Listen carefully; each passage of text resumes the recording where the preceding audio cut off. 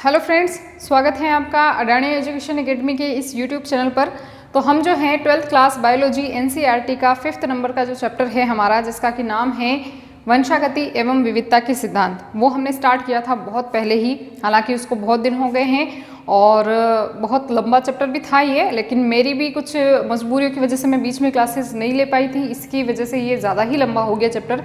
लेकिन आप टेंशन मत लीजिए, ये जो चैप्टर है हमारा लगभग ख़त्म हो ही गया है। आप ये समझिएगा कि आज जो है इनके मेन इम्पोर्टेंट हम टॉपिक जितने भी थे उसको हम आज ख़त्म कर ही देंगे। और कुछ टॉपिक है हमारे, 2-3 जो टॉपिक हैं वो भी इम्पोर्टेंट है, ऐसा नहीं है कि वो इम्पोर्टेंट नहीं है, वो भी इम्पोर्टेंट है, तो उनको भी हम नेक्स्ट क्लास के अंदर पढ़ेंगे। इस तरह से हमारी आज की क्लास और अगली आने वाली क्लास के अंदर ये चैप्टर पूरा का पूरा ख़त्म हो जाएगा। और बहुत सारे बच्चों के कमेंट भी आ रहे थे कि भाई आप 6 चैप्टर स्टार्ट कीजिए, या 6 चैप्टर कब स्टार्ट होगा, बार बार में ये सवाल पूछा जा रहा था। तो मैं आपको इसका आंसर देना चाहती हूँ कि जैसा कि मैंने बताया कि आज ये चैप्टर, आज की एक क्लास होगी और उसके अलावा एक क्लास और होगी उसकी, इस चैप्टर की, उसके बाद में ये ख़त्म हो जाएगा। और उसके नेक्स्ट जो हम चैप्टर स्टार्ट करेंगे वो 6 चैप्टर ही स्टार्ट करेंगे। बच्चों को समस्याएं आ रही थी कुछ डीएनए की स्ट्रक्चर वगैरह में, या कुछ भी प्रॉब्लम हो तो वो हम उसमें बिल्कुल सॉल्व कर लेंगे, ठीक है। अच्छा, हम पढ़ क्या रहे थे, हमने बहुत सारी चीज़ें वैसे इसमें पढ़ ली है, और जैसा मैंने बताया कि ये लास्ट एंडिंग पर चैप्टर है, तो हम इसके अंदर पढ़ रहे थे आनुवंशिक विकार, है ना। और ये टॉपिक हमने स्टार्ट कर दिया था नेक्स्ट क्लास के अंदर। आनुवंशिक विकार के बारे में हमने बहुत सारी जानकारी प्राप्त की थी, बहुत अच्छे से समझाया भी था मैंने क्लास के अंदर। लेकिन फिर भी अगर आपको कोई उसमें समस्या हो, परेशानी हो, दिक्कत हो, प्रॉब्लम हो, तो आप कमेंट कर सकते हैं और उसका आंसर मैं अगले ही क्लास के अंदर, या जो भी कमेंट में अगर हुआ तो पॉसिबल, तो मैं उसी में आपको आंसर कर दूंगी। हमने आनुवंशिक विकार की शुरुआत कर दी थी। आनुवंशिक विकार किसे कहा जाता है ये भी हमने समझा था। भाई आनुवंशिक विकार वो विकार होते हैं जो माता पिता से बच्चों के अंदर आते हैं। लेकिन माता पिता से बच्चों के अंदर तो और भी बहुत सारे रोग आ सकते हैं, जैसे कि मैंने एग्जाम्पल भी बताया था कि एड्स भी आ सकता है, HIV वायरस भी आ सकता है। बट उसे हम आनुवंशिक विकार इसलिए नहीं कहते हैं क्योंकि आनुवंशिक विकार के अंदर क्या होगा, या तो डीएनए या गुणसूत्र या जीन, इनमें से कोई ना कोई, तीनों में से किसी न किसी में कोई ना कोई प्रॉब्लम आएगी। जैसे या तो उनकी संरचना में प्रॉब्लम आएगी, खराबी हो जाए उनमें, या फिर मान लीजिए कि उनकी संख्या में परिवर्तन आ जाए। तो उसकी वजह से अगर मान लो कि कोई रोग हो रहा है बच्चे के अंदर, तो उसे हम कहेंगे आनुवंशिक विकार, जेनेटिक डिसऑर्डर्स, ठीक है। और आनुवंशिक विकार जो है हमने देखे थे कि भाई ये 2 प्रकार के होते हैं। कौन कौन से? एक तो होता है गुणसूत्रीय विकार, एक होता है मेंडेलियन विकार। गुणसूत्रीय विकार, जैसा कि नाम से ही पता चल रहा है कि गुणसूत्रों की संख्या में, वैसे दोनों ही गुणसूत्रों से संबंधित ही है, ऐसी चीज़ नहीं है, बट फिर भी आप यहाँ पर इजीली याद रख सकते हो कि भाई गुणसूत्रों की संख्या में अगर परिवर्तन आ रहा है, गुणसूत्र ज़्यादा हो रहे हैं या कम हो रहे हैं, उसकी वजह से अगर कोई रोग हो रहा है बच्चों के अंदर, तो उसे हम कहते हैं गुणसूत्रीय विकार। और मेंडेलियन विकार किसे कहेंगे? जब जीन में कोई खराबी आ जाए, जीन की संरचना में कोई परिवर्तन आ जाए, तो उसे हम कहते हैं मेंडेलियन विकार। फिर से हमने बात की थी भाई गुणसूत्रीय विकार हो चाहे मेंडेलियन विकार हो, दोनों ही फिर से 2 भागों में डिवाइड हो जाते हैं। किस आधार पर? गुणसूत्रों के आधार पर। कैसे? गुणसूत्र हमारे पास में 2 टाइप के होते हैं। एक तो वो गुणसूत्र जो कि 1 से लगाकर 22 जोड़े जो होते हैं, जिसे हम कहते हैं अलिंगी गुणसूत्र, जिनका लिंग निर्धारण में कोई भाग नहीं होता है, कोई रोल नहीं लेते हैं वो, ठीक है, कोई रोल नहीं होता है उनका, ठीक है। और दूसरे जो हमारे पास गुणसूत्र होते हैं जिसे हम कहते हैं लिंगी गुणसूत्र, जो कि होते हैं 23वां जोड़ा। मनुष्य के अंदर अगर हम नर की बात करें तो नर में होगा XY प्रकार का, और मादा के अंदर होगा XX प्रकार का गुणसूत्र। तो 23वें जोड़े को हम कहते हैं लिंगी गुणसूत्र। अब इसके आधार पर हमने रोगों को किस प्रकार से वापस बांटा था, भाई मेंडेलियन हो चाहे गुणसूत्रीय विकार हो, दोनों ही अगर मान लीजिए कि 22 जोड़ों में से किसी में हो रहा है तो उसे अलिंगी विकार कह देंगे, चाहे वो गुणसूत्रीय हो चाहे मेंडेलियन हो।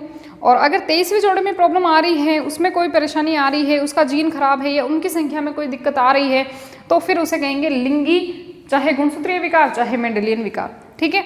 अच्छा, हमने गुणसूत्रीय विकार के बारे में बहुत कुछ पढ़ लिया था। गुणसूत्रीय विकार के अंदर हमने डाउन सिंड्रोम, टर्नर सिंड्रोम, और एक था क्लाइनफेल्टर सिंड्रोम, ये हमने बात कर ली थी, ठीक है। गुणसूत्रीय विकार कंप्लीट हो गया था। उसके बाद में हमारा जो नेक्स्ट टॉपिक आता है वो आता है मेंडेलियन विकार। और मेंडेलियन विकार, जैसा कि मैंने बता चुकी हूँ आपको कि इसमें संख्या में कोई परिवर्तन नहीं आएगा, गुणसूत्र वो के वही रहेंगे, केवल इसकी जीन की संरचना में परिवर्तन आ जाएगा, यानी कि कोई ना कोई जीन खराब हो जाएगी, उसे अपन कहेंगे मेंडेलियन विकार, ठीक है।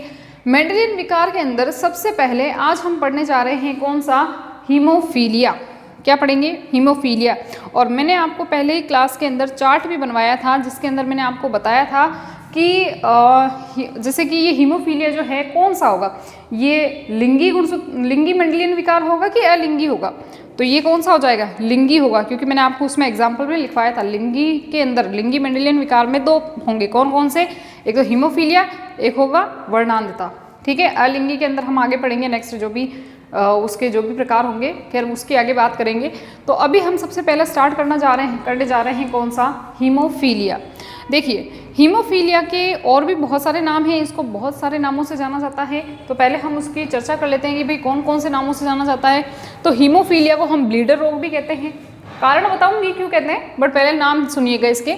हीमोफीलिया को हम ब्लीडर रोग भी कहते हैं, हम इसे शाही रोग भी कहते हैं। क्या कहते हैं, शाही रोग भी कहते हैं, और हम इसे क्रिसमस रोग भी कहते हैं। हम क्या सभी कहते हैं, यानी कि इनको इन नामों से भी जाना जाता है। हीमोफीलिया को और भी 3 नामों से जाना जाता है, कौन कौन सा, ब्लीडर रोग, शाही रोग, क्रिसमस रोग। ठीक है, अब पहली चीज़ तो हम बात करते हैं कि इनको ये नाम दिए क्यों गए हैं, क्यों नाम दिए गए हैं ये। तो चलिए, ये तीनों के कारण मैं बाद में बताऊंगी, पहले हम इसे देख लेते हैं कि ये कैसा रोग है। तो ये जो रोग है वो कैसा है, एक्स लिंग सहलग्न रोग है। ये कैसा रोग है, एक्स लिंग सहलग्न रोग है। और ये चीज़ मैं पहले आपको बता चुकी हूँ कि एक्स लिंग सहलग्न का मतलब क्या होता है, वाई लिंग सहलग्न का मतलब क्या होता है, या लिंगी जो रोग होते हैं या लिंगी जिसकी हम बात कर रहे हैं, जो हम ये रोग पढ़ रहे हैं, इसका क्या मतलब होता है। देखिए, मैंने आपको बताया था कि पहली चीज़ तो ये लिंगी मेंडेलियन विकार है। लिंगी का मतलब क्या होता है कि अच्छा, मेंडेलियन विकार का मतलब कोई ना कोई जीन खराब होगी, लेकिन वो जीन किसकी खराब है, 1 से 22 जोड़े की है या 23वें जोड़े की है। तो 23वें जोड़े की कोई ना कोई क्या होगी, जीन खराब होगी। ठीक है, अब 23वें जोड़े के अंदर तो भाई नर के अंदर तो XY प्रकार का होता है।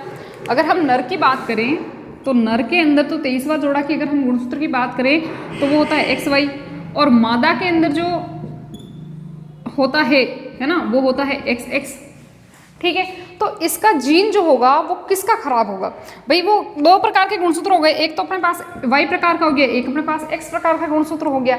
तो ये गुणसूत्र जो है यानी कि किस गुणसूत्र की जीन खराब होगी यहाँ पर, तो यहाँ पर ये ध्यान रखिएगा, एक्स लिंग सहलग्न रोग का मतलब क्या है कि X जो गुणसूत्र है, यानी कि ये वाला जो गुणसूत्र है X गुणसूत्र, चाहे नर के अंदर हो चाहे मादा के अंदर हो, तो इसका जो जीन खराब होगा, इस रोग के अंदर जो जीन खराब होगा वो किस पर होगा या किसके अंदर वो जीन उपस्थित होगा, तो वो X गुणसूत्र के ऊपर उपस्थित होगा। यानी X गुणसूत्र के अंदर जो जीन उपस्थित है ना, वो खराब हो जाएगा। ठीक है, और इसके कारण क्या है या इसकी वजह से क्या होगा वो हम आगे बात करेंगे। लेकिन X गुणसूत्र जो है उसके ऊपर जो जीन उपस्थित होगा वो कैसा होगा, खराब हो जाएगा। और दूसरी चीज ये कि ये अप्रभावी होता है। कैसा होता है, अप्रभावी। अप्रभावी का मतलब भी मैं पहले बता चुकी हूँ। अप्रभावी का मतलब क्या है, देखो पहली चीज तो ये गुणसूत्र जोड़ों के रूप में होते हैं। ठीक है, ये DNA है, ये 2 DNA है मान लीजिए, और दोनों की DNA जो है, मान लीजिए कि ये वाला जो DNA है ये तो कैसा हो गया, नॉर्मल है ना, ये तो हो गया सामान्य। लेकिन इस वाले DNA के अंदर मान लो यहाँ से यहाँ तक कोई जीन उपस्थित है, यहाँ से यहाँ एक खंड है, जीन क्या है, एक खंड है DNA का, वो खंड उपस्थित है यहाँ से यहाँ तक। और ये जो खंड है, जो जीन है, मान लीजिए ये यहाँ से यहाँ तक, वो जो खंड है उस जीन, ये जो जीन है वो खराब हो चुकी है। ठीक है, या अनुपस्थित है या खराब हो चुकी है। और इनका काम क्या था, चलो मैं काम बाद में बताऊंगी, पहले ये देखो, ये जीन मान लीजिए खराब हो चुकी है। तो अब देखिए, अब क्या होगा कि इस जीन की वजह से, ये जीन खराब है लेकिन ये सामान्य है, तो यहाँ पर इसको अपना प्रभाव दिखाने के लिए इसके साथ एक और ऐसी की ऐसी खराब जीन चाहिए। यहाँ पर नाम आया है अप्रभावी, और अप्रभावी का मतलब मैंने पहले भी बताया था। अप्रभावी का मतलब कि 2 जीन आनी चाहिए, खराब जीन, तो जाकर उसमें वो रोग होगा। अगर मान लो एक जीन सही है, एक जीन खराब है, तो उसमें वो रोग नहीं होगा। अब इसका मतलब आप यहाँ पर समझ सकते हैं कि देखो X गुणसूत्र के ऊपर उपस्थित है। अब X तो नर के अंदर तो केवल एक ही X गुणसूत्र है, नर के अंदर तो केवल एक ही X गुणसूत्र है। इसका मतलब ये है कि अगर इस नर के अंदर केवल एक ही एक्स गुणसूत्र पर उपस्थित ये जीन खराब हो जाए तो मतलब नर के अंदर वो रोग हो जाएगा, क्योंकि उसमें तो एक ही एक्स है। अगर इसमें 2 एक्स होते ना और फिर अगर मान लो इसमें सिर्फ एक ही एक्स खराब होता तो उसको वो रोग नहीं होता। यहाँ पर देखकर समझिएगा कि अगर उसमें केवल एक ही एक्स 2 एक्स होते और उसमें एक ही एक्स खराब हो जाता तो दूसरा एक्स अपना प्रभाव दिखा देता, यानी उसके ऊपर जो जीन है वो अपना प्रभाव दिखा देती और उसमें वो रोग नहीं होता। लेकिन अब यहाँ पर क्या होगा, नर के अंदर तो केवल एक एक्स गुणसूत्र होता है, इसकी वजह से इस व्यक्ति के अंदर तो वो रोग होगा ही होगा। अगर आपने पहले वाला वीडियो देखा है, पहले वाली क्लास देखी है, तो उसमें मैंने बिल्कुल साफ साफ लफ्ज़ों में ये समझाया था कि भाई अप्रभावी और प्रभावी का मतलब क्या होता है, और उसका कॉन्सेप्ट यहाँ पर बहुत ज़्यादा काम में आने वाला है। इसी की वजह से पता चलेगा भाई किसमें ये रोग होगा और किसमें ये रोग नहीं होगा। ठीक है, तो अप्रभावी का मतलब जिसमें 2 खराब जीन आनी चाहिए तब जाकर अगर रोग हो, है ना, तो वो अप्रभावी है। या यूं कह सकते हैं कि भाई अगर एक सामान्य जीन है और एक जो है असामान्य जीन है तो उसमें वो रोग नहीं होगा। ठीक है, अब यहाँ पर देखिए, अगर मादा है तो मादा के अंदर तो 2 एक्स गुणसूत्र हैं, 2 एक्स गुणसूत्र है। इसका मतलब अगर मान लीजिए कि इसका जीन जो है, हीमोफीलिया का जीन, खराब जीन जो है, वो किस पर उपस्थित है, मादा के 1 एक्स गुणसूत्र पर उपस्थित है, तो क्या ये प्रभाव दिखाएगा क्या ये अपना प्रभाव दिखाएगा क्या? और क्या इस महिला को वो रोग होगा क्या? नहीं होगा। क्यों नहीं होगा? क्योंकि ये तो केवल एक ही जीन है, एक ही एक्स गुणसूत्र पर है, दोनों पे होता तो ये अपना प्रभाव दिखाता, और दोनों ही जब, क्योंकि मैंने पहले ही बताया कि ये कैसा है, अप्रभावी है, अप्रभावी रोग है ये। ठीक है, एक्स लिंग सहलग्न अप्रभावी रोग है। अप्रभावी का मतलब जब 2 आ जाएंगे, 2 खराब जीन आ जाएंगे तो ही रोग होगा। इसका मतलब है कि अगर महिला के अंदर 1 एक्स गुणसूत्र पर ये जीन उपस्थित है तो उसमें वो रोग नहीं होगा। लेकिन इस महिला में अगर मान लीजिए कि दोनों ही एक्स गुणसूत्र पर हीमोफीलिया का जीन आ जाए तो इसका मतलब है कि अब ये जो महिला है वो रोगी हो जाएगी, अब ये महिला रोगी हो जाएगी। जबकि इसमें क्या होगा, इसमें अगर 1 एक्स गुणसूत्र पर ही अगर खराब जीन आ गया तो भी नर जो है वो रोगी हो जाएगा। लेकिन इसमें दोनों पर आने चाहिए, वरना अगर एक पे आया तब ये महिला रोगी नहीं होगी, तब ये महिला वाहक होगी। क्या होगी? वाहक। वाहक का मतलब जो इस रोग को प्रसार करने का काम करेगी, इस रोग का प्रसारण करेगी, एक पीढ़ी से दूसरी पीढ़ी में इसका प्रसार करेगी। ठीक है, इसको और डिटेल में पढ़ेंगे आगे। अब पहले हम बात कर लेते हैं कि इसकी खोज किसने की थी। खोज जो की थी इसकी, वो की थी जॉन ओटो ने। किसने की थी? जॉन ओटो ने। हालांकि ये आपके सिलेबस में नहीं है, लेकिन फिर भी बच्चे याद रख सकते हैं, किसी भी कंपटीशन एग्जाम्स के लिए याद रख सकते हैं। तो जॉन ओटो ने इसकी खोज की थी। आगे बात समझ में, 2 चीज़ें अपन ने पढ़ ली है भाई। ये एक तो एक्स लिंग सहलग्न रोग है, इसका खराब जीन किस पे होता है? एक्स के ऊपर होता है, एक्स गुणसूत्र के ऊपर होता है। और दूसरी हमने बात की है, जॉन ओटो ने इसकी खोज की थी। अब आ जाइए इस बात पे कि भाई हम इसके ब्लीडर रोग क्यों कहते हैं, शाही रोग क्यों कहते हैं और क्रिसमस रोग क्यों कहते हैं। पहले हम बात करते हैं ब्लीडर रोग की। तो ब्लीडर रोग इसको नाम इसलिए दिया गया है, देखो नाम से ही पता चल रहा है, ब्लीडर। याद रखने का तरीका बता रही हूँ मैं आपको। ब्लीडर रोग, ब्लीडर रोग क्यों कहा जाता है? क्योंकि देखिए, अगर मान लीजिए कि किसी व्यक्ति को चोट लग जाए, है ना, कोई भी बच्चा खेल रहा है, छोटी मोटी अगर उससे चोट लग जाए, तो चोट लगने के, अगर चोट लगी है उसको और उसमें मान लीजिए कि ब्लड निकल रहा है, जहाँ से चोट लगी, मान लीजिए इस हाथ के यहाँ पर चोट लग गई तो यहाँ से ब्लड निकल रहा है, तो ब्लड निकलता है वो कितनी देर तक, घंटे, 2 घंटे, 5-10 दिन तक थोड़ी निकलता है, वो थोड़ी देर के बाद में रुक जाता है। 5 से 7 मिनट के बाद में ब्लड जो है वो बहना रुक जाता है। ऐसा क्यों होता है? क्योंकि हम कहते हैं भाई, अगर अच्छा आपने 11th क्लास अगर अच्छे से पढ़ी है तो उसमें आपने स्कंदन के बारे में, रक्त स्कंदन का एक टॉपिक था और उसे आपने बहुत अच्छे से पढ़ा होगा। उसमें होता क्या है कि अगर ब्लड का बहाव हो रहा है तो कुछ WBC वगैरह, सॉरी WBC नहीं, WBC कहाँ से आ जाएगी, प्लेटलेट्स जो होती है वो एक केमिकल रिलीज करती है, या यूँ कह सकते हैं कि एक पदार्थ रिलीज करती है जिसका कि नाम होता है थ्रोम्बोप्लास्टिन। ठीक है, और फिर वो ऊतकों के संपर्क में आता है और वो बहुत सारे कारकों को और एक्टिवेट करके फिर बाद में एक क्या कर देता है, वहाँ पर जहाँ पर चोट लगी है वहाँ पर एक थक्का जमा देता है, और उस थक्के की वजह से, उस थक्के जमने की वजह से ब्लड जो है वो बाहर आना रुक जाता है और शरीर में ही रह जाता है। ठीक है, ये तो नॉर्मल बात हो गई भाई, किसी को भी मान लो चोट लग गई तो थोड़ी देर बाद में उसका रक्त का थक्का जम जाएगा। लेकिन इस रोग के अंदर होता क्या है, मेनली ये रोग ब्लड से संबंधित है, पहली चीज़ तो ये ध्यान रखनी है। ठीक है, अच्छा इसमें होता क्या है कि जब किसी व्यक्ति को चोट लग जाती है तो चोट लगने के बाद में भी 5 से 7 मिनट तक भी उसका, यानी 5 से 7 मिनट के बाद में भी उसका जो ब्लड है उसका थक्का नहीं जम पाता है। और ब्लड का थक्का ना जम पाने की वजह से ब्लड जो है वो निरंतर बाहर निकलता रहता है शरीर से, और फिर उस व्यक्ति की क्या हो जाती है, मृत्यु हो जाती है। ऐसा क्यों? क्योंकि उसके अंदर रक्त स्कंदन कारकों की कमी होती है। रक्त स्कंदन कारक नहीं पाए जाते हैं। रक्त स्कंदन कारक आपको पता है 13 प्रकार के होते हैं, और वो ब्लड की क्लॉटिंग में हेल्प करते हैं, ब्लड को यानी थक्का जमाने में हेल्प करते हैं। ठीक है, तो ऐसे व्यक्तियों के अंदर इस रोग की हम मेनली बात करें, भाई लक्षण आपसे पूछ लिया जाए क्या लक्षण होंगे या क्या होगा इसमें, तो ऐसे व्यक्तियों के अंदर रक्त स्कंदन कारकों की क्या होती है, कमी होती है, जिसकी वजह से उस व्यक्ति के अंदर रक्त का थक्का नहीं जम पाता है और ब्लड कंटिन्यू बाहर निकलता है और व्यक्ति की मृत्यु हो जाती है। इस वजह से इस रोग का नाम क्या दिया गया है, ब्लीडर रोग इसको कहा जाता है। कंप्लीट है। देखो इतना सारा सब कुछ मैं यहाँ पे इस पे नहीं लिख सकती, मैंने मेन कुछ पॉइंट लिखे हैं, और भी आगे मैं चीज़ें लिखवाऊंगी, लेकिन जो हमारे सिलेबस के बाहर है ना, उनको सिर्फ मैं आपको समझा के बताऊंगी और बोल के बताऊंगी। इसको चाहे तो आप अपनी कॉपी में आराम से अपनी लैंग्वेज के अंदर आप इसे उतार भी सकते हो। ठीक है, तो ब्लीडर रोग इसे क्यों कहा जाता है, समझ में आ गई बात। नेक्स्ट हम बात करते हैं कौन सा, शाही रोग। शाही रोग, शाही रोग क्यों कहा जाता है इसको, दूसरा आता है इसको शाही रोग। शाही रोग क्यों कहा जाता है, देखो शाही मतलब ये राज परिवार से या राजा महाराजाओं से संबंधित रोग है। कैसे भाई, सबसे पहले इस रोग को देखा गया था एक राजा महाराजा के परिवार के अंदर, जिसका कि आपने इंग्लैंड की महारानी एक नाम सुना होगा, एक इंग्लैंड की जो महारानी है, महारानी विक्टोरिया, है ना। महारानी विक्टोरिया जो है, जो कि इंग्लैंड की महारानी है, वो इस रोग की वाहक थी। क्या थी, वाहक। वाहक का मतलब क्या होता है, जो एक पीढ़ी से दूसरी पीढ़ी के अंदर रोग का प्रसारण करे, यानी एक पीढ़ी से दूसरी पीढ़ी में रोग को पहुंचाए।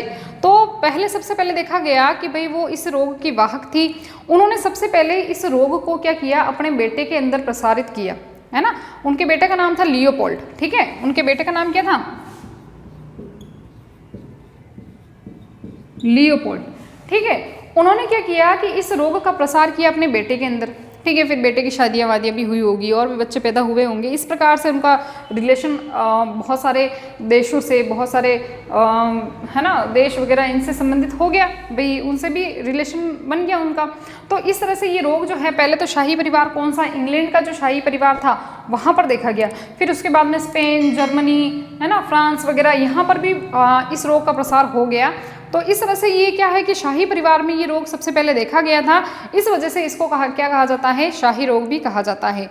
महारानी जो विक्टोरिया थी इसकी रोगवाहक थी, इस वजह से इसको शाही रोग भी कहा जाता है। ठीक है, नेक्स्ट हम बात करते हैं भाई इसको क्रिसमस रोग क्यों कहते हैं। क्रिसमस रोग, तो क्रिसमस रोग इसको इसलिए कहा जाता है क्योंकि ये जो सबसे पहले एक व्यक्ति के अंदर देखा गया था। अच्छा, ये चीज़ मैंने अभी आपको बताई कि भाई सबसे पहले शाही रोग सबसे पहले जो है वो एलिजाबेथ में देखा गया था, ये सही चीज़ नहीं है।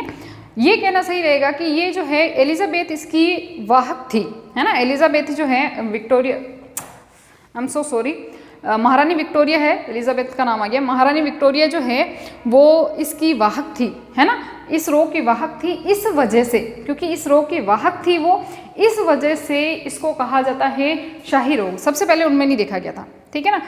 वो मेरा थोड़ा सा कंफ्यूज हो गई थी मैं, है ना। कंफ्यूज नहीं, एक्चुअली मैं बोलते बोलते भूल जाती हूँ कि मैं मुझे बोलना क्या है। चलो, क्रिसमस रोग इसे क्यों कहा जाता है। क्रिसमस रोग इसे इसलिए कहा जाता है क्योंकि ये सबसे पहले एक व्यक्ति के अंदर देखा गया था। यहाँ पर ये सेंटेंस सही रहेगा कि इस किस व्यक्ति के अंदर ये देखा गया था, तो एक नाम है स्टीफन क्रिसमस। स्टीफन क्रिसमस एक व्यक्ति है जिसका कि नाम है स्टीफन क्रिसमस, और इस व्यक्ति के अंदर सबसे पहले ये रोग देखा गया था। जैसा कि मैं आपको आगे बताऊंगी कि हीमोफीलिया भी 2 प्रकार का होता है, तो इसमें स्टीफन क्रिसमस के अंदर हीमोफीलिया बी को देखा गया था, और इसी वजह से इसको क्रिसमस रोग भी कहा जाता है।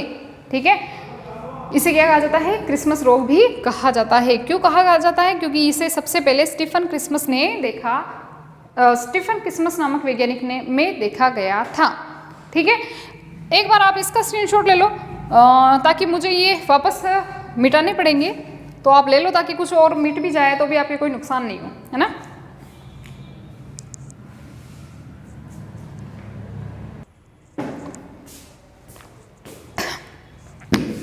चलिए खत्म। क्यों कहा जाता है ये तो आपको पता चल ही गया है। ब्लीडर रोग इसलिए क्योंकि इसका थक्का जम नहीं पाता है और इसी की वजह से ब्लड जो है कंटिन्यू बहता रहता है, इसे ब्लीडर रोग इसलिए कहा जाता है। शाही रोग क्योंकि विक्टोरिया जो थी, महारानी विक्टोरिया जो थी, कहाँ की रहने वाली थी, इंग्लैंड की रहने वाली थी, वो इस रोग की रोगवाहक थी, इस वजह से इसे शाही रोग भी कहा जाता है। ठीक है ना।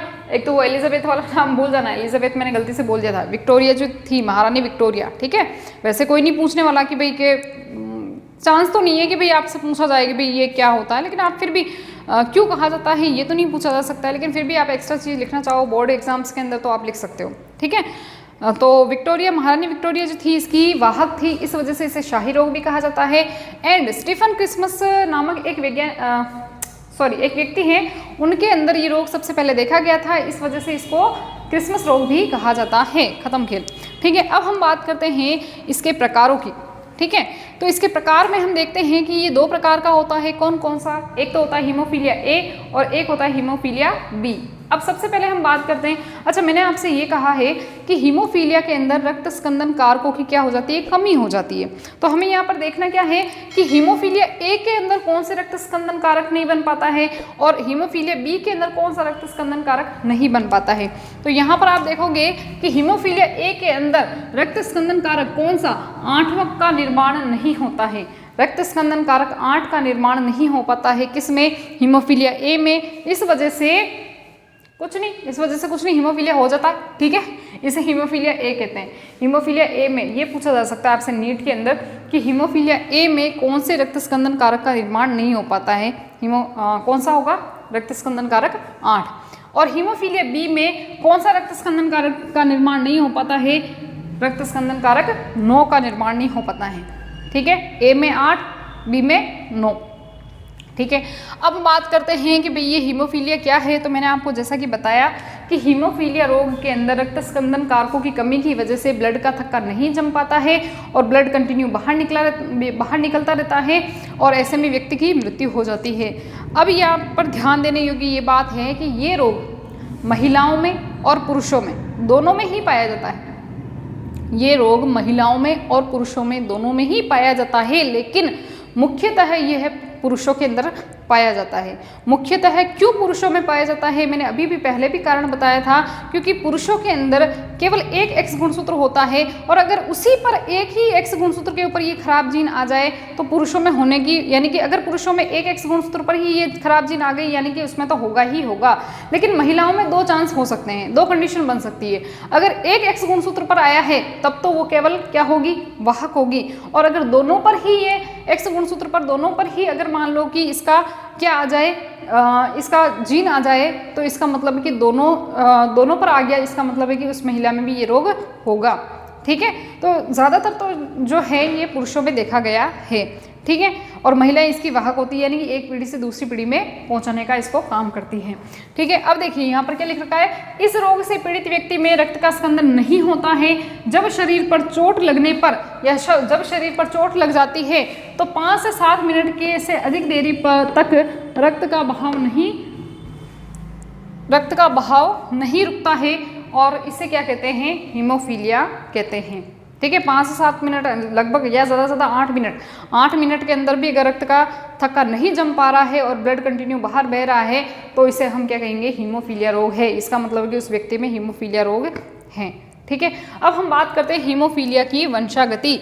ये जो हीमोफीलिया है ये इसकी वंशागति किस प्रकार से होती है, ये एक पीढ़ी से दूसरी पीढ़ी में, यानी कि आपसे ये कंडीशन पूछी जा सकती है कि मान लो कि नर हीमोफीलिया से ग्रसित हैं, मादा सामान्य हैं, तो बताओ इसके बच्चे कैसे होंगे, ऐसे आपसे पूछे जा सकते हैं। ठीक है, चलो अब हम बात करते हैं इसके संकेतों की। पहले तो संकेत ध्यान रखने हैं। अगर मान लो कि एक एक्स नॉर्मल गुणसूत्र है, एक्स नॉर्मल है, तो इसका मतलब है कि वो महिला कैसी आ जाएगी, सामान्य।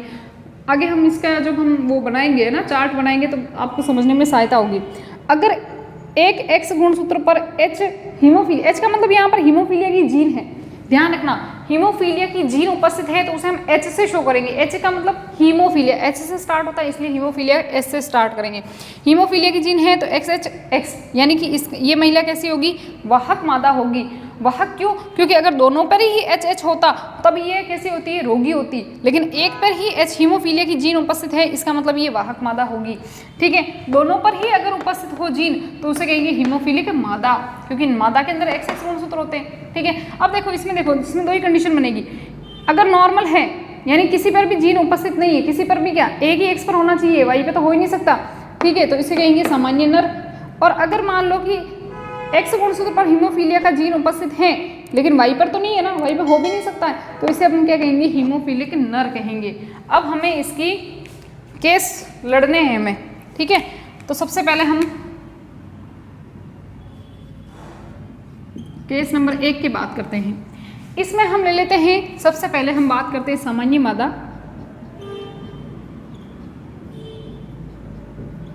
सामान्य मादा और हम इसमें ले लेते हैं हीमोफिलिक नर।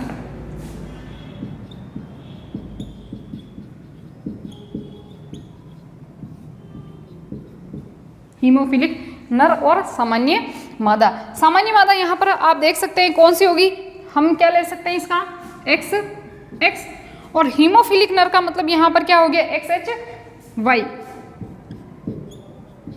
ठीक है, अब देखो इनके जब युग्मक बनेंगे, है ना, मादा के अंदर और ये बनेंगे नर के अंदर। ठीक है, अब जब इनका हम क्रॉस करवाएंगे इस प्रकार से तो यहाँ पर क्या बनेगा, XHX और ये बनेगा XY, ये XHX और ये XY।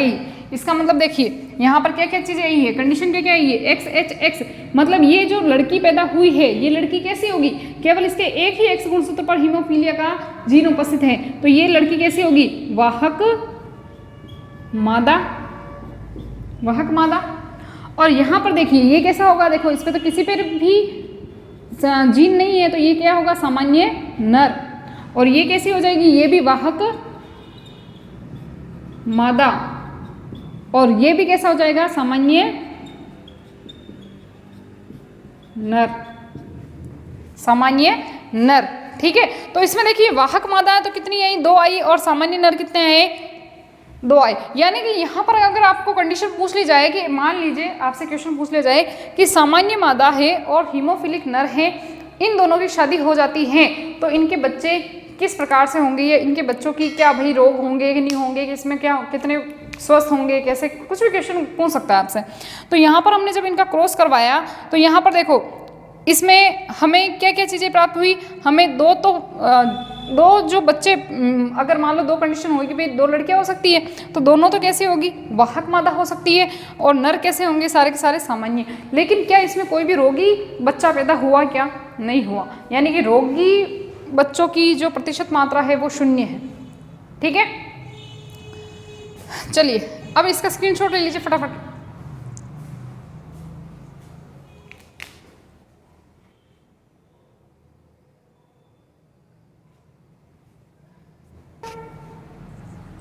हो गया, अब हम करेंगे केस नंबर 2।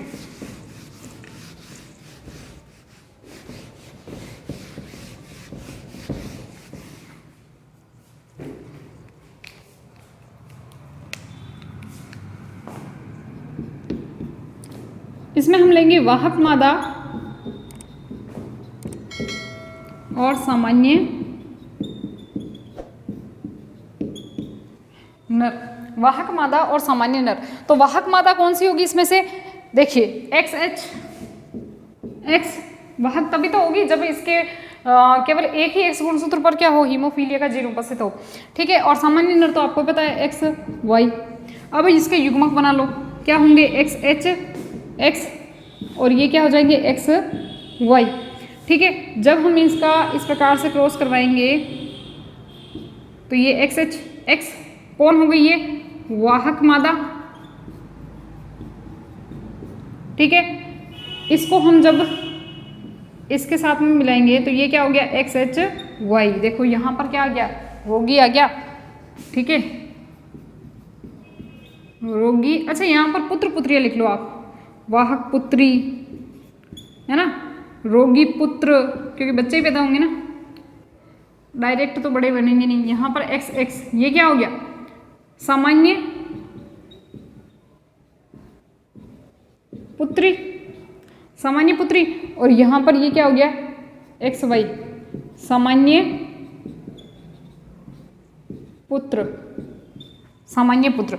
तो यहाँ पर अगर हम बात करें तो देखो, जब वाहक मादा और सामान्य नर जो है, अगर मान लीजिए इनकी शादी हो जाती है तो इनके अंदर बच्चे, इनसे बच्चों की संभावना किस किस प्रकार की हो सकती है, किस किस प्रकार के इनके बच्चे पैदा हो सकते हैं। तो वाहक पुत्री, एक वाहक पुत्री, एक रोगी पुत्र, एक सामान्य पुत्री और एक सामान्य पुत्र, चारों प्रकार के बच्चे पैदा हो गए, ठीक है। चारों कंडीशन बन गई, रोगी, वाहक, सब कुछ, ठीक है। नर तो कभी वाहक हो ही नहीं सकता, आपको पता है कि नर कभी वाहक हो सकता है क्या, नहीं हो सकता। तो वो कंडीशन तो इसमें लानी ही नहीं है, क्योंकि नर वाहक कैसे होगा भाई, क्योंकि एक ही एक्स गुणसूत्र है, उसी पे एक ही जीन खराब हो गई, तो वो कैसे हो सकता है, पॉसिबल नहीं है ना। तो वाहक नर तो सोचना भी नहीं है बिल्कुल भी, ठीक है। इसका आप स्क्रीनशॉट ले लो एक बार,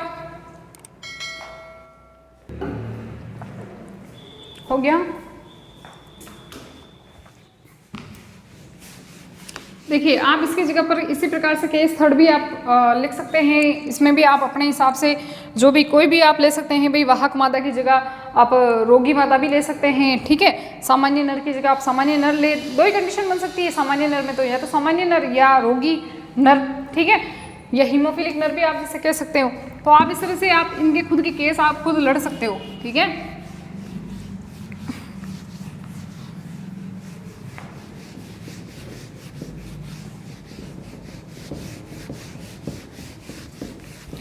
नेक्स्ट हमारा जो रोग है, इसके अंदर टॉपिक जो है वो टॉपिक क्या है, वर्णांधता, या जिसे हम कहते हैं कलर ब्लाइंडनेस, वर्णांधता या कलर ब्लाइंडनेस।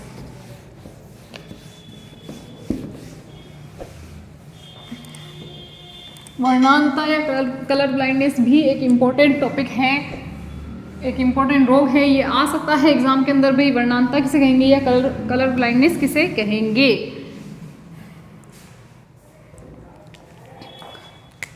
तो दूसरे नंबर पे जो है वो है वर्णांधता, या इसी को हम कहते हैं कलर ब्लाइंडनेस, ठीक है। वर्णांधता ये रोग भी एक तरह से एक्स लिंग संलग्न रोग है, एक तरह से क्या, ये है ही एक्स लिंग संलग्न रोग, तो ये भी एक्स लिंग सहलग्न रोग है। एक्स लिंग सहलग्न रोग का मतलब अब आपको अच्छी तरह से पता है भाई, इसका मतलब है कि इसका जो जीन होगा, है ना, इसका जो जीन होगा, इस रोग का जो जीन होगा वो किस पर होगा, एक्स गुणसूत्र पर उपस्थित होगा। इसका मतलब आपको ये पता होना चाहिए कि नर के अंदर एक्स वाई गुणसूत्र है, मादा के अंदर एक्स एक्स गुणसूत्र है। इसका मतलब अगर नर के अंदर इसका जीन उपस्थित है एक्स गुणसूत्र पर, और उसके तो एक्स गुणसूत्र एक ही होता है, तो इसका मतलब ये नर जो होगा वो कैसा होगा, रोगी। लेकिन अगर मादा के अंदर केवल एक एक्स गुणसूत्र पर ये है, तब तो ऐसी मादा कैसी होगी, वाहक होगी। और अगर दोनों पर ही उपस्थित हैं तो ऐसी मादा जो होगी वो भी क्या हो जाएगी, रोगी हो जाएगी, ठीक है। अब देखो इसमें होता क्या है, इस रोग के अंदर क्या होता है कि इसका जो ये भी, अच्छा ये एक चीज और ध्यान रखनी है, ये भी कैसा है, अप्रभावी है, उसी की तरह बिल्कुल सेम ही है, कोई कंडीशन ज़्यादा चेंज नहीं है, अप्रभावी है ये भी। यानी कि दोनों जीन अगर एक साथ आए तो ही अपना प्रभाव प्रकट कर पाएगा, हम यूँ कह सकते हैं समयुग्मजी अवस्था में, ठीक है। लेकिन नर के अंदर तो क्योंकि एक ही होता है, तो इस वजह से एक ही एक्स गुणसूत्र होता है, तो उसमें तो वो एक ही एक्स गुणसूत्र पर आ गया तो ही अपना लक्षण प्रकट कर लेगा, ठीक है। अच्छा इसमें होता क्या है, इस रोग के अंदर जो व्यक्ति होता है वो एक तो लाल और हरे रंग के अंदर विभेद नहीं कर पाता है। लाल और हरे रंग में विभेद नहीं कर पाता है, क्योंकि इसकी जो जीन होती है वो X गुणसूत्र पर उपस्थित होती है और वो जो जीन होती है वो ऐसी रंगा कोशिकाओं का निर्माण करना क्या कर देती है, बंद कर देती है। रंगा कोशिकाएं क्या होती है, जो रंग का विभेदन करती है, रंगा कोशिकाओं का निर्माण करना ही बंद कर देती है और वो हमारी जो रेटिना के अंदर जो कोशिकाएं जो होती है ना, कलर को पहचानने के लिए, उन पर कंट्रोल भी वो खो देती है, उनके ऊपर वो कंट्रोल करती है रंगा कोशिकाएं, तो वो कंट्रोल नहीं कर पाती है और इस वजह से व्यक्ति जो है वो लाल और हरे रंग में विभेद नहीं कर पाता है। ठीक है, इसमें भी वही कंडीशन है भाई, नर जो है वो या तो रोगी होगा या सामान्य होगा, क्योंकि उसमें एक ही X गुणसूत्र पाया जाता है, तो उसके ऊपर अगर एक ही X गुणसूत्र पर ये आ गया है ना, इसका जीन आ गया तो वो रोगी हो जाएगा। और मादा के अंदर मादा वाहक भी हो सकती है, क्योंकि एक X गुणसूत्र पर अगर वो जीन आया तो वो वाहक होगी, अगर दोनों पर आ गया तो वो कैसे हो जाएगी, वो भी रोगी हो जाएगी। ठीक है, इसमें भी हम केस पढ़ लेते हैं। वो क्या कोई केस है, इसमें कोई चेंजेस नहीं है। केस पहला हम केस लड़ते हैं। इसका केस हम क्या करेंगे, पहला है सामान्य स्त्री ले लेते हैं हम। मान लीजिए पहला हमने ले लिया सामान्य स्त्री और एक हमने इसके साथ में जो पुरुष है वो ले लिया हमने वर्णांध पुरुष। ठीक है, सामान्य स्त्री और वर्णांध पुरुष। अब सामान्य स्त्री है, इसका मतलब कि यहाँ पर इसके जो गुणसूत्र होंगे वो क्या होंगे, XX, किसी के ऊपर कोई जीन उपस्थित नहीं है, सामान्य है, मतलब उसको रोगी नहीं है वो। और वर्णांध का मतलब यहाँ पर XCY। C का मतलब क्या है, C का मतलब सिंबल है भाई, ये इसका जीन उपस्थित है इसके ऊपर। ठीक है, अब इसके हम जब वो बनाएंगे गैमेट, तो ये बनेगा XX और ये क्या बनेगा XCY। ठीक है, जब हम इनका इस प्रकार से हम इनको मिलाएंगे, संकरण करवाएंगे या मिलाएंगे, संकरण तो नहीं, हम जब इनको मिलाएंगे तो क्या बनेगा XCX, यानी कि यहाँ पर जो अब ये महिला है या बच्ची जो पैदा होगी वो कैसी होगी, वाहक पुत्री, वाहक पुत्री पैदा हो जाएगी। ठीक है, ये कैसा होगा, नर जो होगा XY, सामान्य पुत्र। ये कैसा होगा XCX, यानी कि ये कैसा हो गया वाहक पुत्री। ठीक है, और ये XY, यानी कि सामान्य पुत्र। ठीक है, ये कंडीशन होगी, यानी कि इसके अंदर कोई भी पुत्र जो है, कोई भी पुत्र या पुत्री जो है वो रोगी नहीं है, कोई भी पुत्र या पुत्री जो है वो रोगी नहीं है। 50%, यानी इसका अगर हम रिजल्ट देखें तो 50% तो क्या है, वाहक पुत्री, और 50% क्या है, सामान्य पुत्र, सामान्य पुत्र। ठीक है, ये कंडीशन है इसके अंदर। ठीक है, अब आप एक बार इसका स्क्रीनशॉट ले लो और फिर हम दूसरा एक और केस देख लेते हैं इसका।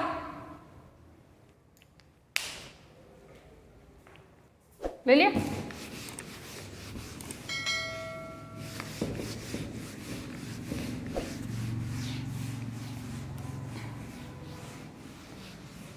ये सेम ऐसे ही है, इसलिए मैंने कोई नोट्स इसके ऊपर उतारे नहीं है। ठीक है ना, ये उसी के जैसा है बिल्कुल। एक हम केस नंबर 2 कर लेते हैं। इसके अंदर हम ले लेंगे एक तो वाहक स्त्री। वाहक स्त्री का मतलब एक X गुणसूत्र पर उसका जीन उपस्थित होगा। और यहाँ पर ले लेते हैं सामान्य पुरुष। ऐसे ही आप कुछ भी ले सकते हो, सामान्य पुरुष की जगह रोगी या वर्णांध पुरुष भी ले सकते हो, इसकी जगह पर आप रोगी भी स्त्री भी ले सकते हो। वाहक स्त्री का मतलब यहाँ पर क्या हो गया, XCX। ठीक है, C का मतलब XC नहीं बोलेंगे इसको, इसके ऊपर जीन उपस्थित होती है ना, मेरे कहने का मतलब ऐसे, मैं ऐसे बोलती हूँ। और ये हो जाएगा XY। इसके भी 2 गैमेट बनेंगे, X, और इसके भी 2 XY।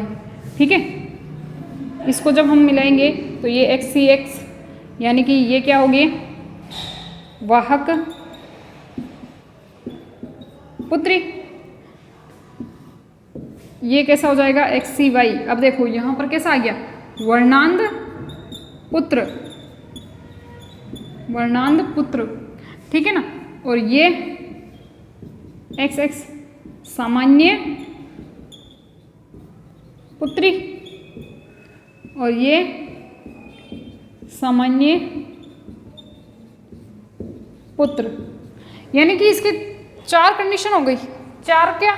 एक तो वाहक पुत्री आई, ठीक है, एक वर्णांध पुत्र आया, एक सामान्य पुत्री और सामान्य पुत्र, यानी चारों कंडीशन इसके अंदर अप्लाई हो गई। ठीक है ना, इसका भी स्क्रीनशॉट ले लो आप।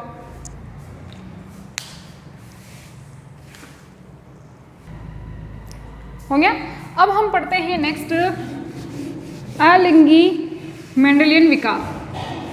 अलिंगी का मतलब यहाँ पर क्या हो गया, जो 1 से लगाकर 22 जोड़े जो हैं, है ना, उनमें से क्या क्या उनकी संरचना में कैसे परिवर्तन आएगा उसको हम पढ़ेंगे, अलिंगी मेंडेलियन विकार। और उसके अंदर सबसे पहला जो हमारा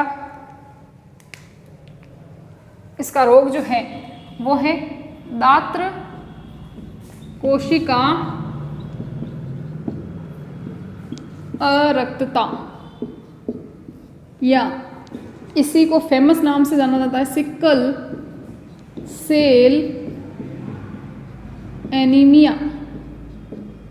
एनीमिया को बहुत सारे बच्चे अच्छी तरह से जानते होंगे। एनीमिया वो रोग होता है जिसमें ब्लड की कमी हो जाती है, या आरबीसी की कमी हो जाती है, या हीमोग्लोबिन की कमी हो जाती है ना, और ये भी ब्लड से संबंधित ही, ठीक है। दात्र कोशिका अरक्तता या सिकल सेल एनीमिया से कहा जाता है।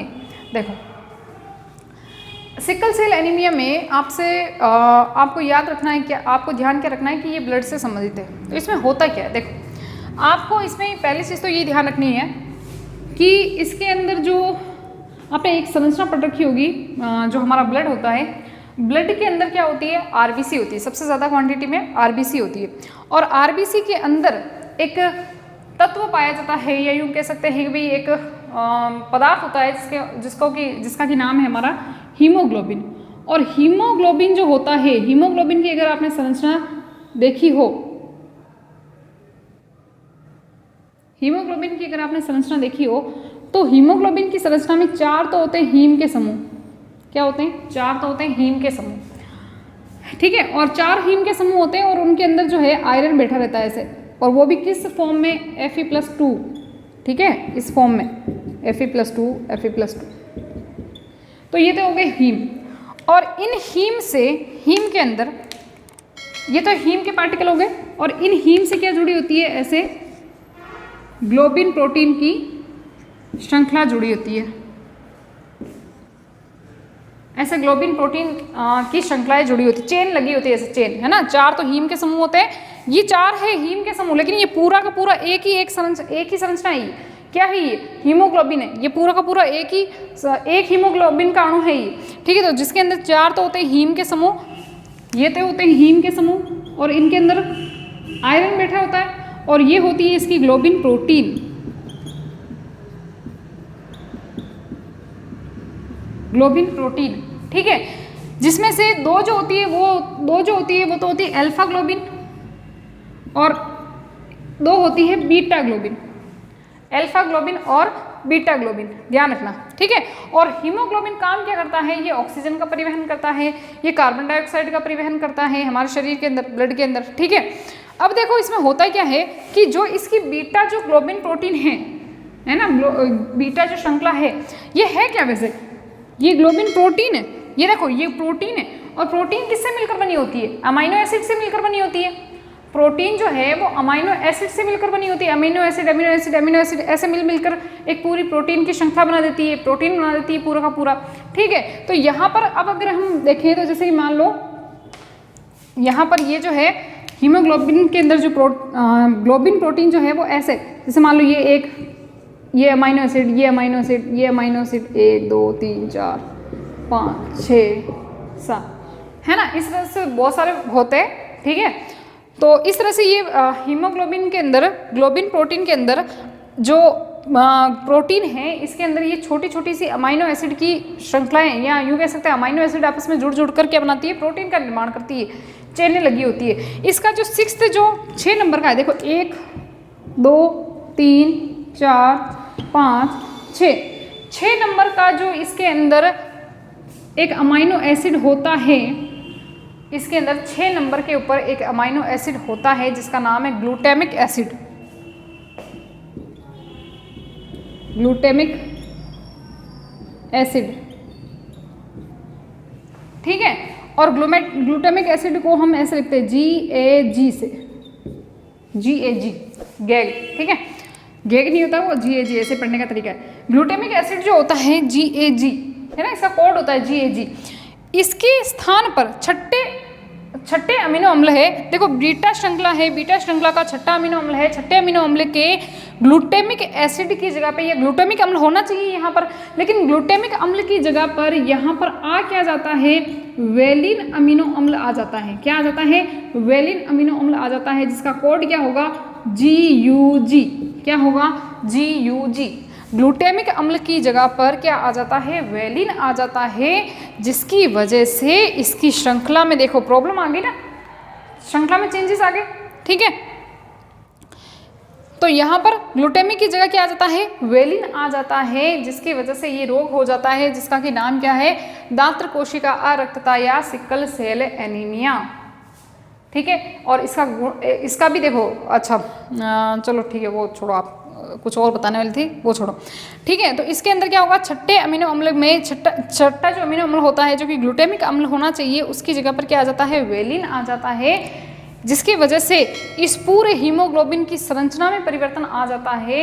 और इसके अंदर होता क्या है, देखो हमारी जो RBC होती है ना, RBC होती है, तो RBC के अंदर तो खूब सारा हीमोग्लोबिन भरा रहता है। तो जैसे ये RBC है, तो RBC के अंदर ये हीमोग्लोबिन जो होता है वो क्या होता है, चिपक जाता है। RBC अब अगर मान लो वो खराब हो गया तो ऐसे ऐसे ऐसे करके चिपक जाएगा, और चिपकने की वजह से क्या होगा, ये RBC जो होगी, चिपकने की वजह से ये RBC, देखो RBC का आकार आपको पता है वृत्ताकार होता है, ठीक है।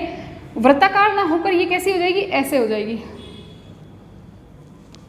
ये RBC जो है उसका आकार वृत्ताकार ना होकर कैसी हो जाएगी, ये हंसियाकार हो जाएगी, सिक्कल शेप की हो जाएगी, हंसियाकार हो जाएगी, ठीक है। तो इस वजह से देखो इस प्रकार ऐसी होनी चाहिए, लेकिन ये ऐसी हो जाती है। तो इसकी वजह से क्या होता है कि जब ये ब्लड के अंदर बहती है, जैसे रक्तवाहिनियों के अंदर जब ये बहती है, रक्तवाहिनियों के अंदर ही बहेगी, ये RBC है, रक्तवाहिनियों के अंदर बहेगी, तो ये रक्तवाहिनियों के अंदर जब बहती है तो ये ऐसे क्या हो जाती है, इनके अंदर फंस जाती है, उबड़ खाबड़ तरीके से फंस जाती है ऐसे। तो अगर ये रक्तवाहिनियों के अंदर इस तरह से फंस जाएगी तो ब्लड जो है वो आगे ट्रांसपोर्ट नहीं हो पाएगा, आगे गति नहीं कर पाएगा। तो ब्लड जहाँ क्या काम करता है, ब्लड तो बहुत सारे काम करता है, पोषक पदार्थों को ले जाने का काम करता है, ऑक्सीजन को ले जाने का काम करता है, तो वो ऑक्सीजन की पूर्ति नहीं कर पाएगा, पोषक पदार्थों को नहीं ले जा पाएगा। तो इससे तो बहुत सारे और भी भयानक रोग हो सकते हैं, हार्ट अटैक की समस्या भी आ सकती है इससे, तो ठीक है ना। तो ऐसे में व्यक्ति की मृत्यु तक हो जाती है। इसी को हम कहते हैं दात्र कोशिका अरक्तता या सिकल सेल एनीमिया। इस रोग के अंदर होता क्या है, जो हीमोग्लोबिन होता है, हीमोग्लोबिन की जो बीटा श्रृंखला होती है उसके अंदर छठा जो अमीनो अम्ल होता है, जिसका कि होना क्या चाहिए, ग्लूटामिक अम्ल होना चाहिए, लेकिन उसकी जगह पर कौन आ जाता है, वेलिन आ जाता है, जिसकी वजह से जो RBC होती है, RBC कैसी हो जाती है, हंसियाकार हो जाती है, जो कि ऐसी गोल गोल शेप की होनी चाहिए थी, है ना, वृत्ताकार होनी चाहिए थी, वो न होकर ये हंसियाकार हो जाती है। और इसी की वजह से जब ये हंसियाकार हो जाएगी तो रक्तवाहिनियों में फंस जाएगी, और फंसने की वजह से व्यक्ति की मृत्यु तक हो जाती है, ठीक है। यही होता है क्या, दात्र कोशिका अरक्तता। आप एक बार स्क्रीनशॉट लेना चाहो तो ले लो।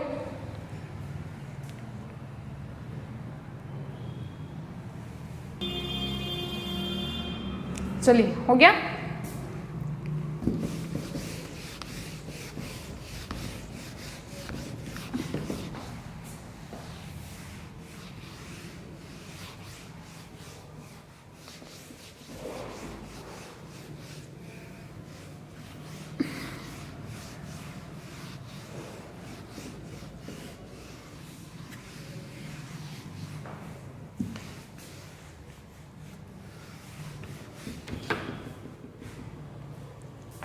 एक मिनट में पानी पी लेती हूँ।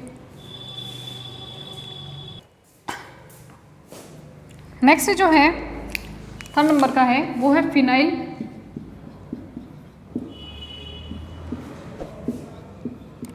कीटोन्यूरिया।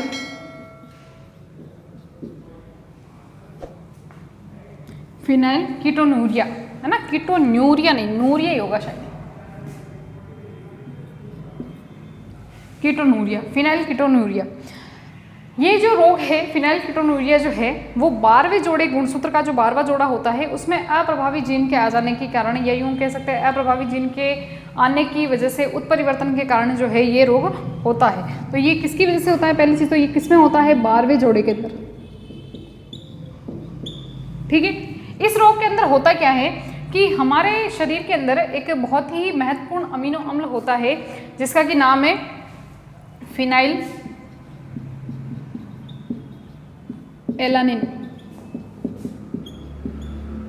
Phenyl alanine. ठीक है, ये कन्वर्ट होता है किसके अंदर? टायरोसिन में। किसमें? टायरोसिन में। फिनाइल एलानिन जो है वो किस में कन्वर्ट होता है? टायरोसिन में। लेकिन ये ऐसे कन्वर्ट नहीं होता है, ये भी बहुत महत्वपूर्ण अमीनो एसिड है और ये भी बहुत महत्वपूर्ण अमीनो एसिड है। ठीक है, अमीनो अम्ल है। ये फिनाइल एलानिन जो है वो टायरोसिन के अंदर अपचयित होता है। किसकी वजह से? एक हमारे शरीर के अंदर यकृत जो होता है, यकृत से आता है एक एंजाइम। ठीक है, और उसका नाम है क्या? यकृत से एक एंजाइम आता है जिसका कि नाम है फिनाइल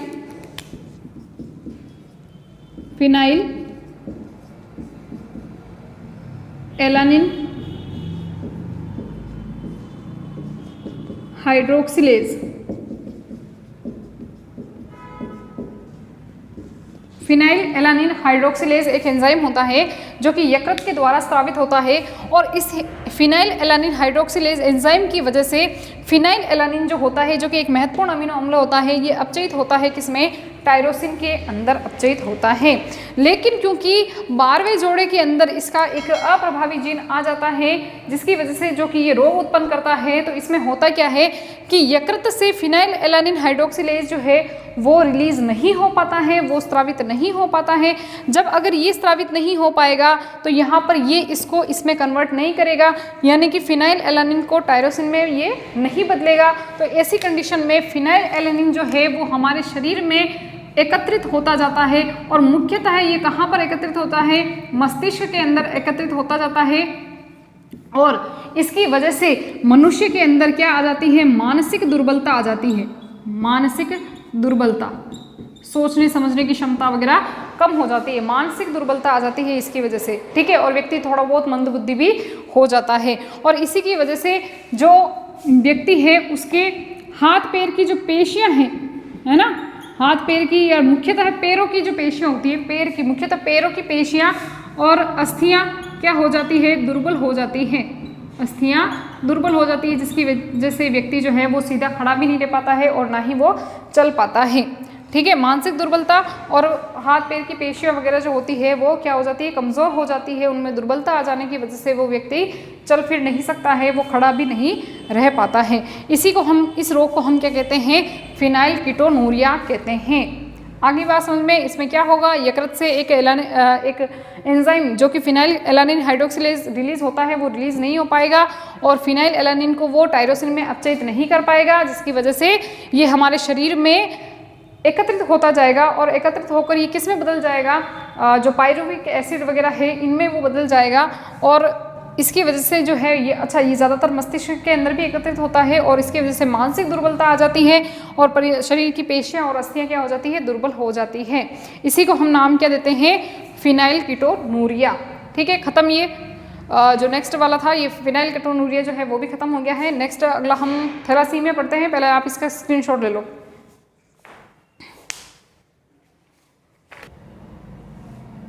हो गया। लास्ट जो इसका रोग है वो नाम क्या है इसका? थैलासीमिया। क्या नाम है? थैलासीमिया।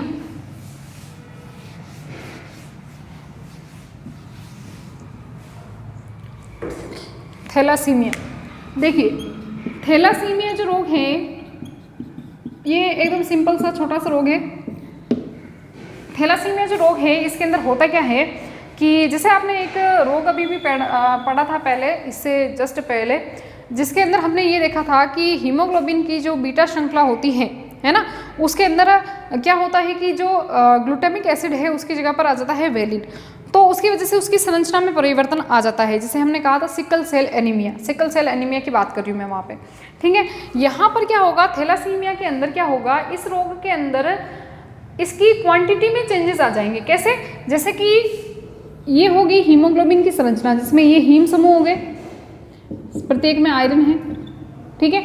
और इसके अंदर जो है यहाँ पर ये क्या लगी हुई है, अल्फा और बीटा श्रृंखला। ये अल्फा श्रृंखला है, ये बीटा श्रृंखला है, ठीक है। इस रोग में होता क्या है कि इसके अंदर जब इसका जीन, खराब जीन अगर मान लीजिए आ जाए, है ना, इसका जो भी जीन है अगर मान लीजिए, क्योंकि ये भी 2 प्रकार का होता है, आगे हम पढ़ेंगे, और इसके जीन जो होते हैं इसके अलग अलग गुणसूत्रों पर उपस्थित होते हैं, उसकी वजह से अगर मान लो कि इसका खराब जीन आ जाए तो इसमें क्या हो जाएगा कि कभी तो अल्फा जीन जो है, ये अल्फा जीन नहीं, सॉरी, अल्फा जो चेन है कभी वो बढ़ जाएगी और कभी बीटा चेन जो है वो कभी वो बढ़ जाएगी, उनकी संख्या में परिवर्तन आ जाएगा, है ना। कभी तो अल्फा चेन बढ़ जाएगी, कभी बीटा श्रृंखला बढ़ जाएगी, तो इनकी चेन के अंदर क्या हो जाता है, परिवर्तन आ जाता है, कभी कोई बढ़ जाता है, कभी कोई बढ़ जाता है, ठीक है। इसी को हम कहते हैं थैलासीमिया। अब ध्यान में ये रखना है कि थैलासीमिया जो है वो 2 प्रकार का होता है, एक होता है अल्फा थैलासीमिया, एक होता है बीटा थैलासीमिया। एक होता है अल्फा थैलासीमिया और एक होता है बीटा थैलासीमिया, ठीक है। अब 1 मिनट रुकिए। अल्फा थैलासीमिया और बीटा थैलासीमिया 2 प्रकार के थैलासीमिया होते हैं। अल्फा थैलासीमिया ध्यान रखेंगे कि कौन से गुणसूत्र पर जो जीन है अप्रभावी, इसकी जीन कौन से गुणसूत्र पर आती है, तो यहाँ पर ध्यान रखें अल्फा थैलासीमिया जो है वो होता है 16वें गुणसूत्र, 16वें जोड़ा जो गुणसूत्र है उसके ऊपर अगर अप्रभावी जीन आ जाए, 16वें गुणसूत्र के ऊपर अगर अप्रभावी जीन आ जाए तो उसे अल्फा थैलासीमिया कहते हैं। और बीटा थैलासीमिया में क्या होगा, इसमें 11वें गुणसूत्र, 11वां जो जोड़ा गुणसूत्र है उसके ऊपर अगर मान लो कि इसकी अप्रभावी जीन आ जाए तो उसे हम कह देंगे बीटा थैलासीमिया। बस इतना ही ध्यान रखना है और कुछ भी ध्यान नहीं रखना है, ठीक है। और अपने एग्जाम के लिए इतना इंपॉर्टेंट है। इसमें क्या होगा भाई, जो ये अप्रभावी जीन आने की वजह से इनके अंदर अल्फा और बीटा जो श्रृंखलाएं हैं इनमें क्या होता है, इनकी संख्या में परिवर्तन आ जाता है। कभी अल्फा श्रृंखला ज़्यादा हो जाती है, कभी बीटा श्रृंखला ज़्यादा हो जाती है, ठीक है ना। तो इसकी वजह से ये रोग होता है। और इसमें क्या होगा कि 2 प्रकार के होते हैं ये, एक तो अल्फा थैलासीमिया, एक बीटा थैलासीमिया। अल्फा थैलासीमिया 16वें गुणसूत्र के ऊपर अप्रभावी जीन के कारण होता है, आ जाने के कारण, और बीटा थैलासीमिया में 11वें गुणसूत्र पर अप्रभावी जीन आ जाने के कारण होता है। तो ये थैलासीमिया जो है खत्म हो चुका है, यानी कि आनुवंशिक विकार पूरी तरह से कंप्लीट हो चुके हैं। अब 3 टॉपिक आपके छोटे छोटे से बाकी रहे हैं। एक तो वो है अपने वंशावली विश्लेषण, और एक है बहुजीनी वंशागति, और एक और टॉपिक है हमारा जो छोटा सा टॉपिक है, और उसके बाद में ये आपके चैप्टर ख़त्म हो जाएगा। लेकिन मुझे नहीं लगता कि अगर वो इतने हाँ वो इम्पोर्टेंट टॉपिक हैं, बट वो एक एक्स्ट्रा क्लास लेने की मुझे ज़रूरत नहीं पड़नी चाहिए आई थिंक, क्योंकि मुझे लगता है कि उसको हम इसी क्लास के अंदर कंप्लीट कर सकते हैं। और एक बार आप इसका स्क्रीनशॉट ले लीजिए, ले लिए। चलिए, अब ये जो छोटे छोटे से टॉपिक हैं, बहुप्रभाविता और बहुजीनी वंशागति और एक जो है वंशावली विश्लेषण, ये बहुत ही छोटे टॉपिक हैं और बहुत ही छोटी सी क्लास बनेगी इसकी, वो हम कर लेंगे नेक्स्ट क्लास के अंदर। और क्योंकि ये क्लास बहुत ज़्यादा लंबी भी हो जाएगी और फिर बच्चों के सर के ऊपर से ये टॉपिक सारे चले जाएंगे, समझ में कुछ नहीं आएगा, तो उसको हम नेक्स्ट क्लास के अंदर कर लेंगे। बहुत ही छोटी सी क्लास होगी, 10-15 मिनट की क्लास होगी, उसमें वो कंप्लीट हो जाएगा, क्योंकि वो इतने बड़े टॉपिक है नहीं, बहुत छोटे छोटे से टॉपिक है। और इसी वजह से हम नेक्स्ट क्लास के अंदर ही उसको कंटिन्यू करेंगे, और एक क्लास ही होगी इसकी, बस ख़त्म हो जाएगी। उसके बाद में हम स्टार्ट करेंगे 6ठा चैप्टर। तो पहली चीज़ तो ये कि रोज़ जैसा मैं कहती हूँ कि ज़्यादा से ज़्यादा सब्सक्राइब करें, ज़्यादा से ज़्यादा लाइक करें, है ज़्यादा क्या, आप एक ही लाइक कर सकते हो, लेकिन फिर भी लाइक ज़रूर करें। जितने बच्चे आते हैं उतने लाइक भी तो होने चाहिए जितने बच्चे देख रहे हैं, है ना। और अच्छे अच्छे कमेंट करें, अगर आपको समस्या आ रही है तो आप कमेंट में लिख सकते हैं, वरना अगर समस्या नहीं आ रही है तो फिर अच्छे कमेंट ज़रूर करने हैं, है ना। थोड़ी बहुत तो तारीफ़ हमें भी चाहिए कि भाई एनर्जी मिलती रहे कि हाँ बच्चों के अच्छे कमेंट आ रहे हैं, चलो क्लास लेनी चाहिए अब, है ना, ठीक है। और ज़्यादा से ज़्यादा शेयर कीजिए इन क्लासों को, क्योंकि जितना उम्मीद होती है कि भाई इतने बच्चे जुड़े, उतने बच्चे जुड़ नहीं पाते, तो फिर अच्छा नहीं लगता ऐसा, ठीक है ना। तो ज़्यादा से ज़्यादा शेयर कीजिए, सब्सक्राइब कीजिए, लाइक ज़रूर कीजिए, अच्छे अच्छे कमेंट कीजिए। मिलते हैं नेक्स्ट क्लास में।